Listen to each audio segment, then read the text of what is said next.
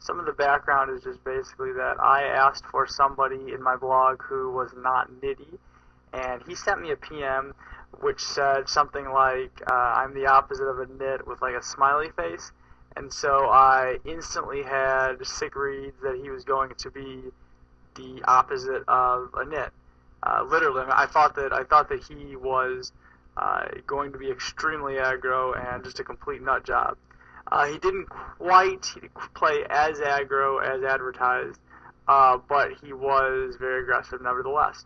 So these are literally the first two hands. I'm opening 8-7 and 10-9 on the button. He elects to 3-bet to pot on the right-hand side, and I elect to call. Now, I want to establish a 3-betting range. I want to establish a 3-bet calling range let me extend right here. So, first of all, I want to establish a 3-bet calling range that obviously is not just utterly and completely dominated by all of his 3-betting hands. However, I don't know that he's 3-betting, King 8 and Queen 7 and stuff like that. If he is, my call is a little more suspect. However, he's giving me a good price, and so I'm getting a chance to win some money when I don't make much of a hand. And I have a connected hand and whatnot, so it's not necessarily all about being dominated. However, let's just say he is 3-betting let's just say he's 3-betting top like 20% of hands, and he's only 3-betting hands that like dominate me or whatever and make bigger pairs, make bigger 7s, make bigger 8s.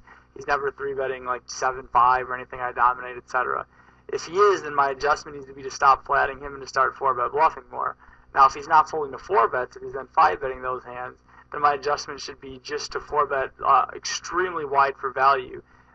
Tons of pairs, like mid pairs and higher, big face cards, big kings, big aces, obviously, and just 4-bet call all those hands. So that would be obviously an extreme dynamic and extraordinarily rare, even among high stakes games, because there's just not a need for in order to make that adjustment where you take your level to in order to, when you make that adjustment, when you take your aggression to some absurd level where you're getting like King 10 in pre-flop and stuff like that happily for value, then there needs to be, you need to have a commitment that this is the correct adjustment. However, there is usually another adjustment that's lower variance, and that would be to not do that in the first place. I mean, you can just go back a level and tighten up on your button if he's 3-betting you that much, or if he's 4-betting you a lot, tighten up your 3-betting range out of position, etc., etc. So basically, I'm just establishing that if he's going to blow the pot out of position, I'm going to call with 8-7. Now, if he would have made it a bigger 3-bet, I might not have called.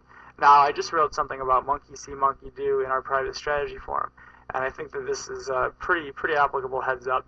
So I thought that by me 3-betting 10s, and I mean, obviously I'm going to 3-bet 10s anyways, but I was particularly excited about the situation.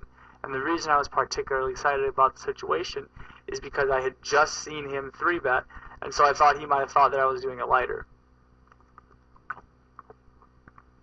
On the right-hand side, I flopped a pair and a gut shot. Top pair and a gut shot, not just any pair. Now, if he is as aggressive as I think that he is, then he might be bet 3-betting any pair, including a 5 and a 4, 4x, 5x, obviously pocket 6s, a 7-6 type hand. He might be just jamming 3-deuce here, or I assume he's jamming like 3-deuce here. Ace-2, Ace-3 could be in his range, could be jamming.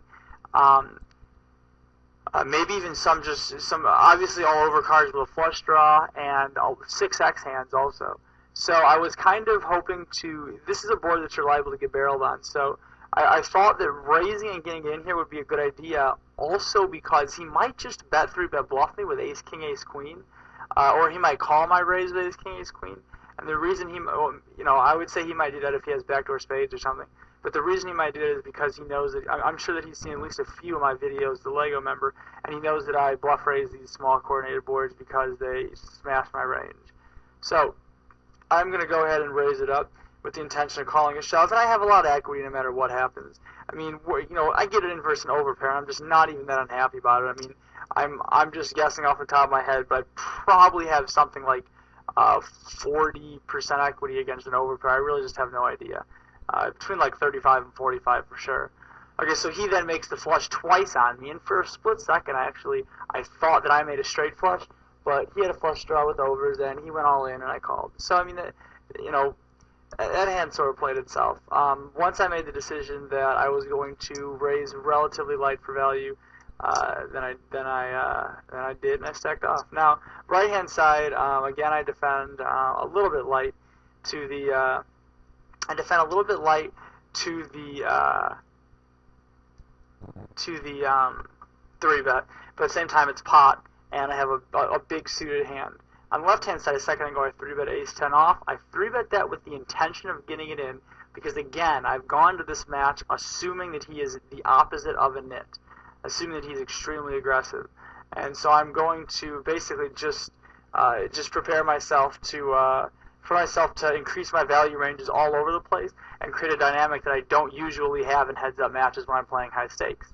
Now, on the right-hand side, it comes Jack 10-7, and he checks. I would say that he's usually checking with the intention of folding here. However, when I bet, he might also just think I bet all of my bluffs, such as a hand that I have. And he might have a hand like ace, king, ace, queen, planning on just check calling one, and assuming he has showdown value plus some sort of a gut shot draw to the best hand, and also overcard pair draws. So instead of like bet calling it off with ace, queen or something, he might just have decided to check call it or whatever. So I sometimes I'm going to take a stab here, and I'm sometimes not going to take a stab here. My frequencies with complete air, not that great, not that defined. Now, once the turn comes, on the flop, the nice thing about checking the flop is that I can continue to represent a 9. I can represent a 10 or a pocket 8s or pocket 9s type hand. Now, on the turn, I go ahead and bet because I just picked up a flush draw, and I think that when he checks twice, he's really trying to check fold. So I bet, and he did fold. Left-hand side, I have queen 9 suited out of position. I assume I'm going to defend. Would be my standard. 5, same thing. In both cases, I don't flop much of anything, and I don't flop much of any backdoor excitedness or anything. On the left-hand side, even if he's like raising his entire range and just c-betting everything, and even if I maybe am ahead of it with queen high, I just don't really think that it's going to be such a swell idea to. I don't really think it's going to be such a swell idea to check call it, because it's just going to be too hard to play out of position. So on the left he leads, and I call with bottom pair. I turn 2 pair. I just don't know what his leading range is yet. It's not that well defined. But I'm going to go ahead and assume that it includes jacks, because I think that although it's not my standard to lead jacks there, I think it's a lot of people's standard. Now he goes bet, and he goes half pot on the river. I now don't think he would ever do that with a set or a flush. I just think that the bet size tells him that he has something that's a little bit better than that. So I'm going to go ahead and go all in. On the right-hand side, I 2-barreled because I didn't think he check called many flush draws. On the left-hand side, it's obviously for value.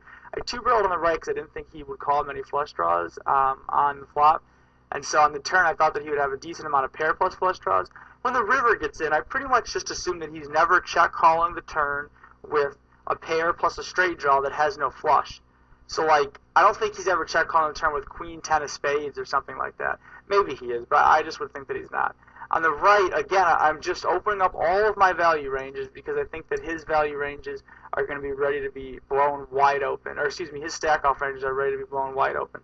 So I check raise king 9, and he bet calls. So I assume he has a queen here or a flush draw, or jack 10. Jack 10 is a very likely hand. Ace jack is also a very likely hand. And then on the river, I just decide he's just not going to give me credit for anything, and I'm just going to go all in. It's pretty absurd. Maybe bet calling was better. I don't think that any of us can really know his frequencies as far as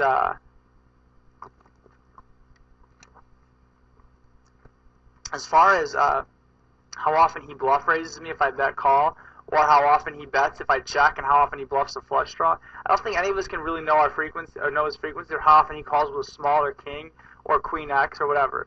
I just don't really think that nothing got there on the river Nothing got there on the river that that would make any sense for me to have.